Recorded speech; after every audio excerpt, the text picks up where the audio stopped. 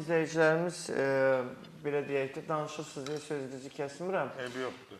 Daha çox migren xəstəliyi ilə bağlı ki, müalicəsi nə qədər müddət çəkir bu migren xəstəliyinin?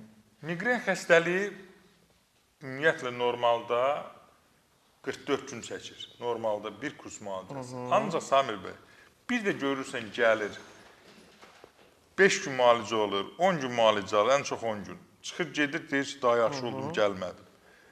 Və yaxud da ki, gəlir elə o məlhəmləri götürür.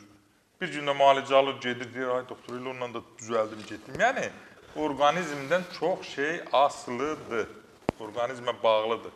Migren xəstəliyinin növləri var, yüngül forması var, ağır forması var. Ağır formasında qusma baş verir. Güclü ağrı, ürəkbulanma və qusma. Bu ağır forma migrende olur. Bir tərəfdən tutur, biraz qalır, gözüm çıxsın. Bilmir başını neynəsin, hara vursun, nə cür eləsin, başdan canını qutaramır o baş ağrısından. İndi şükür Allaha ki, dünyada bu migrenin baş ağrısının iğnə dərmanla müalicəsi yoxdur.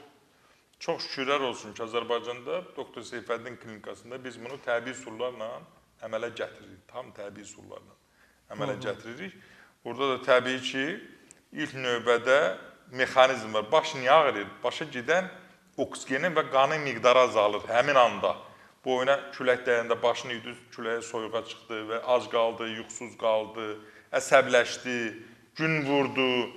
Onda da biz qanı durulduruq, qan dövranını yaxşılaşdırırıq. Yəni təbii üsullarla. Təbii üsullarla, yalnız təbii, onun dərman müalicəsi yoxdur.